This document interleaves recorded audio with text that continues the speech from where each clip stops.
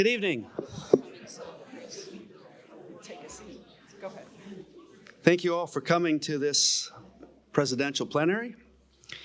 Before I turn the gavel over to our president, Janet Lauritsen, we want to use this moment to recognize Susan Case, who's sitting here in the back to my right.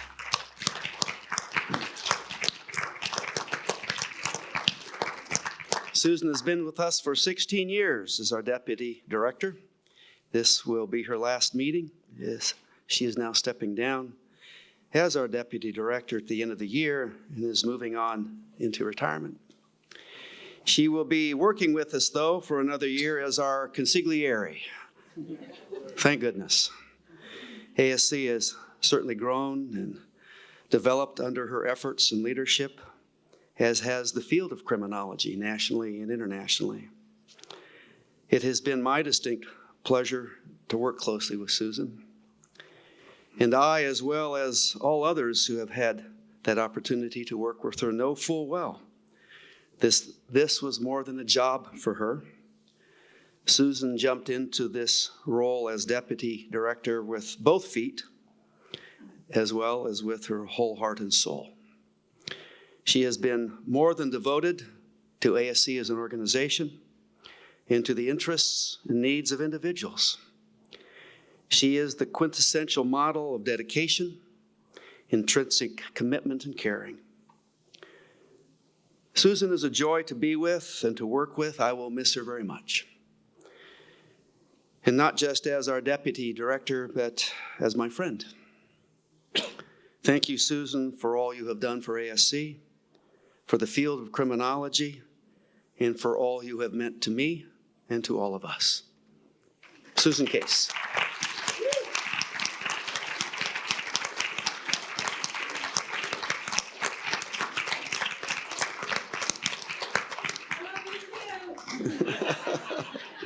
Without further ado, our president, Janet Lauritsen.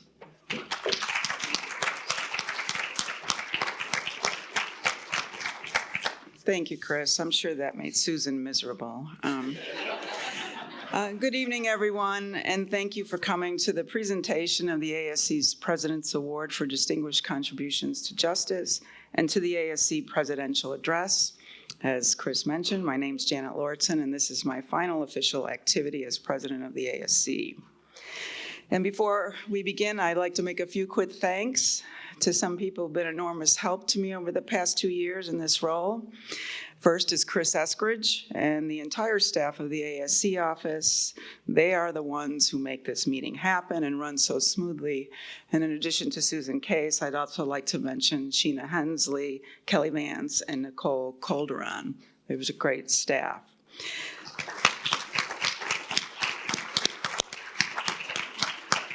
Second, I'd like to thank the hundreds of volunteers who served on this year's ASC standing committees and award committees, as well as the ASC Executive Board for their hard work this past year.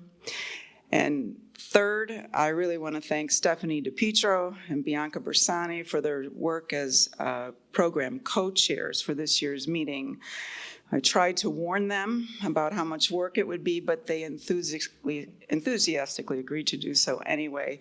So my special thanks go to Stephanie and Bianca. These are two very talented scholars and generous women. So please join me and thank you.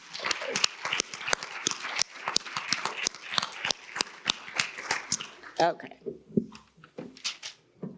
So each year, the president of the American Society of Criminology has the unique honor of selecting the recipient of the ASC's President's Award for Distinguished Contributions to Justice. Established in 2001, this award is given annually to an individual or organization who, through either a single initiative or over a longer period of time, has made significant and distinguished contributions to the cause of justice. For this year's award, I'm very pleased to honor the work of the Alliance for Safety and Justice. The Alliance, founded 10 years ago by Lenore Anderson and Robert Rooks, is one of the nation's largest public safety and justice reform organizations, led and powered by people directly affected by crime. The Alliance is a multifaceted organization advancing public safety and criminal justice reforms through a combination of policy advocacy, grassroots organizing, and strategic communications. The Alliance has had a remarkable number of achievements thus far, including more than 60 reforms and 91 legislative victories that have reduced incarceration and community supervision, expanded eligibility for earned credit early release, expanded eligibility for clearing old records, and expanded voting eligibility to people with old records. Importantly, the Alliance and its crime survivors, for Safety and Justice flagship project have worked to expand eligibility requirements for accessing victim compensation and victim assistance. Their efforts also helped create the first trauma recovery center in the country in San Francisco, and their legislative reforms and related activities have resulted in more than 40 new trauma recovery centers around the country. These centers provide crisis assistance and mental health care to victims of violence and work to help heal communities and interrupt the cycle of violence.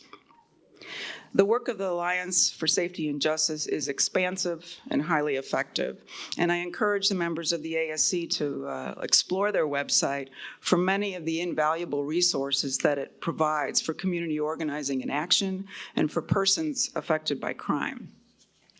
In doing so, you're also going to learn about a spectacular new book written by Lenore Anderson, the president of the Alliance. It's entitled In Their Names, The Untold Story of Victims' Rights, Mass Incarceration, and the Future of Public Safety.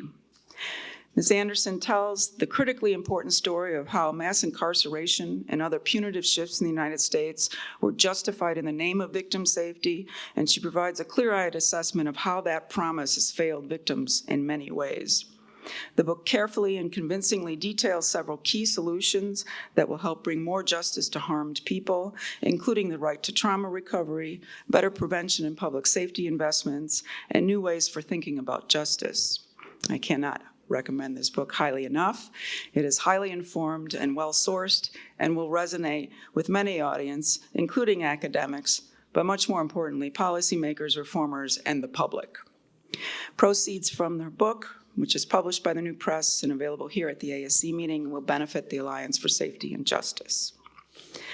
Accepting the award on behalf of the Alliance for Safety and Justice is the President, Lenore Anderson. Joining her today is also Aswad Thomas, Vice President of the Alliance Project, Vice President of the Alliance now, and the National Director of their Crime Survivors for Safety and Justice program. I have asked them to speak for a few minutes about their work, which goes far beyond the highlights I was able to note here. I have just a couple things to say about Lenore Anderson. She's a former prosecutor, formerly chief of policy at the San Francisco District Attorney's Office, a former director of public safety for the Oakland mayor. And she's also recipient of the James Irvine Foundation Leadership Award and a Frank Carrington Victim Attorney Award. Aswad's appearance here was just a few hours ago, so I did not prepare your bio, I apologize. So in either case, please join me in recognizing the invaluable work of the Alliance and Lenore Anderson and Aswad Thomas as they come to the podium to receive the award.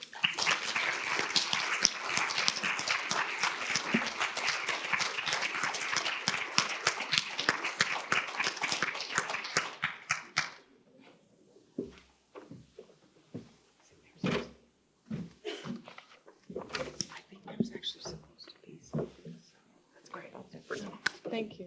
Okay. We flipped coins. It's a great honor to be here on behalf of Alliance for Safety and Justice. Thank you so much to President Lauritsen and the ACS. We're honored to be recognized by this esteemed organization. Your work matters a great deal. It's surprising to me that I'm standing in a room full of people like yourselves and who do the work you do. At age 16, I had a foot-tall mohawk, and it was purple. I used to wear a 7-foot chain around my leather jacket. And my main goal in life was to not fit in. That landed me in occasional trouble. I got into trouble for things like drugs, theft, skipping school, that kind of thing. This was in 1988, the height of the era of mass incarceration, and this was in California, the home that the place that birthed much of that mass incarceration. In 1988, California passed the nation's toughest anti-gang sentencing law. Just a few years later, California would pass the notorious 3 strikes. And this was also in the era when the federal government was handing over hundreds of millions of dollars so law enforcement agencies could engage in mass surveillance. Arrest rates were ratcheting up, mostly for things like drugs and theft. Mass incarceration was at its unchecked height of political popularity. And yet, despite my wild teen behavior, none of this affected me. Everyone in this room knows why that is. Mohawks or not, middle-class white Americans were not the target of all those wars. The war on drugs, the war on youth, the war on crime, the war on parolees. During that same time, police let me go home instead of going to juvenile hall. Teachers gave me undeserved passing grades, and my parents got referrals to therapy. The politics of crime did not reroute the arc of my life toward incarceration. Do you need help? That was the message that I received when I was a kid in trouble. While I was given that helping hand, the U.S. criminal justice system was being turned into a zero-tolerance machine.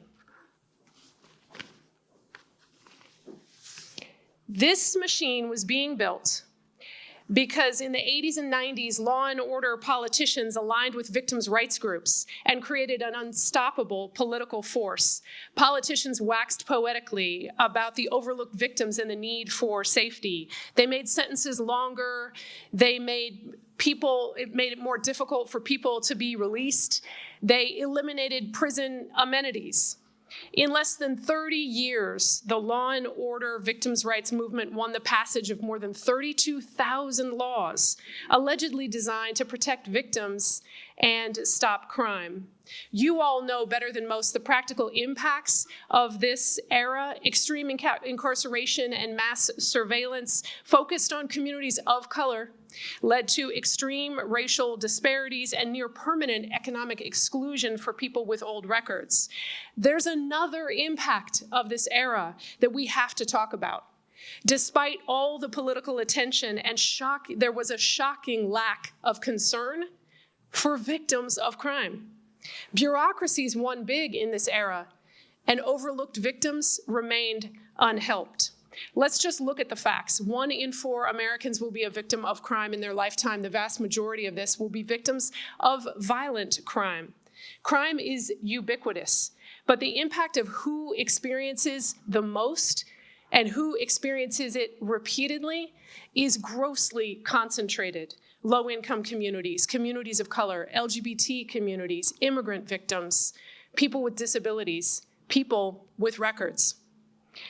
And the experiences of these survivors, the most common everyday survivors of violence, their experiences with our public safety systems, well, if you ask, you'll find out that the majority don't see justice in a courtroom and don't get help to recover. 4 out of 5 victims of violence report no investigation, no prosecution, no justice. 9 in 10 victims report no recovery assistance, no compensation, no relocation support, no therapeutic support. Thousands of laws passed, and yet for most people, most commonly hurt by crime, no healing, no justice, no safety. Sometimes I wonder how I made it out of high school and into law school a decade later. But after I did, my experiences were sobering.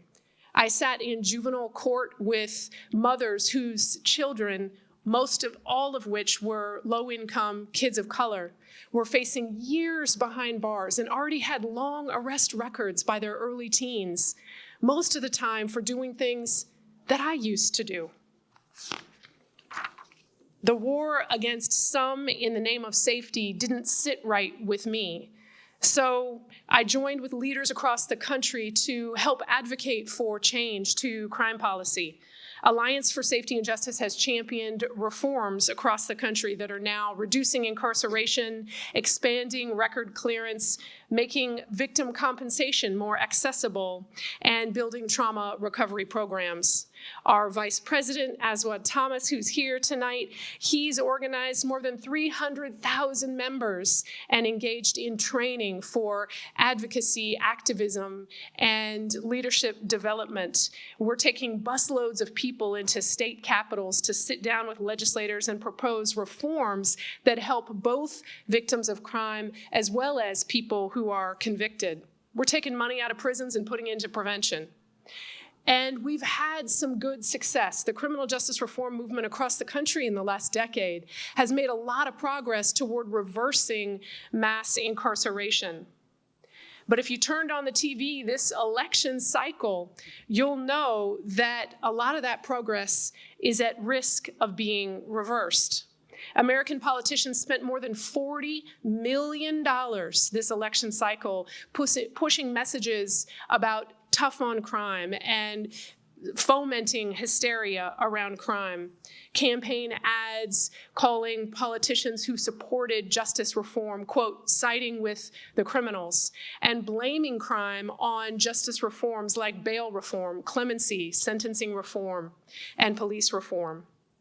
It's easy for politicians today to fall back into the messages of 40 years ago because there's a persistent elephant in the room that hasn't changed in the last 40 years.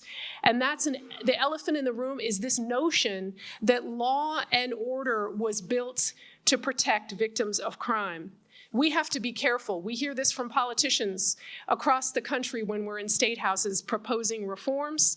We don't want to risk hurting victims if we advance that criminal justice reform. It is long overdue that we confront the truth. The law and order war launched in the name of victims has hurt many more victims than it has ever helped.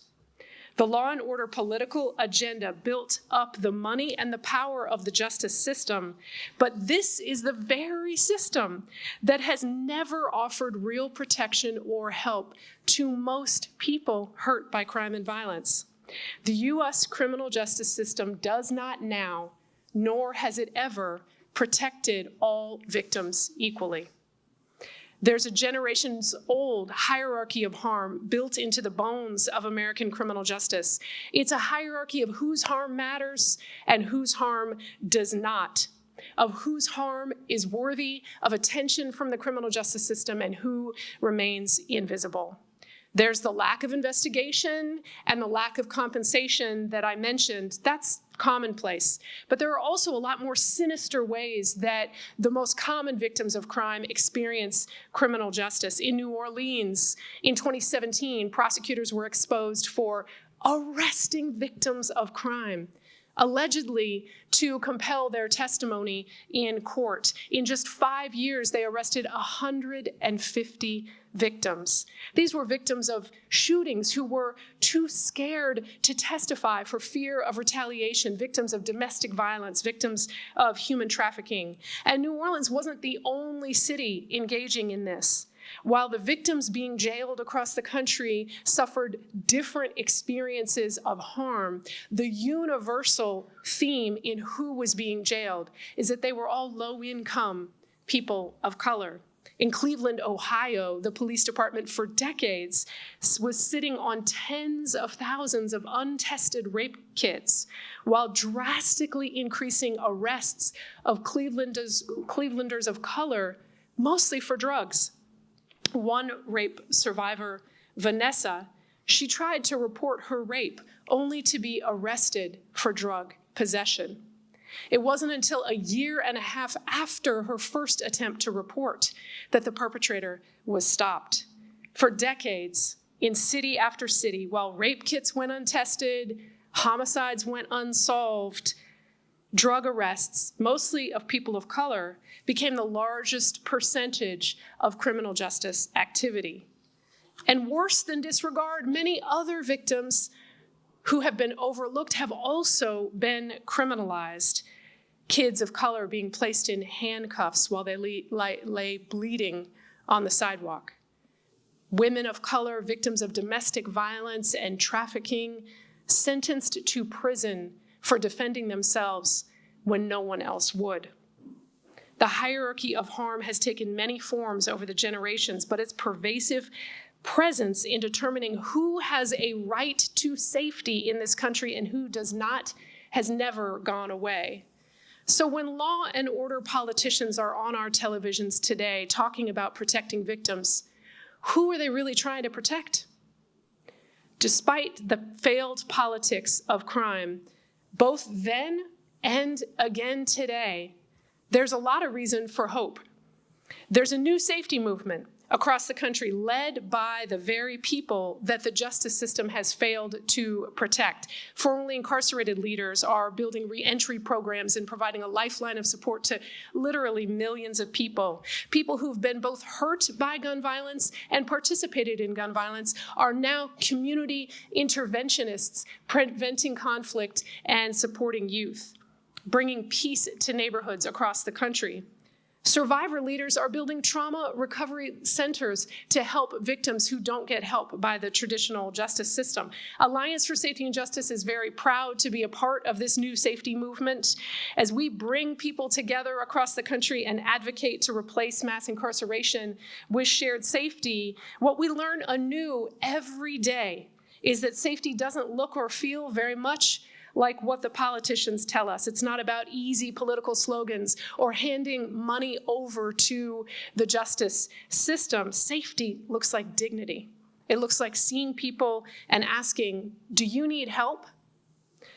I now have my own children. My youngest, she's 12, going on 25. My mom says that she has a lot of the wild in her that I used to have. Sometimes I worry that I'm going to see her walk down the stairs one morning with a mohawk.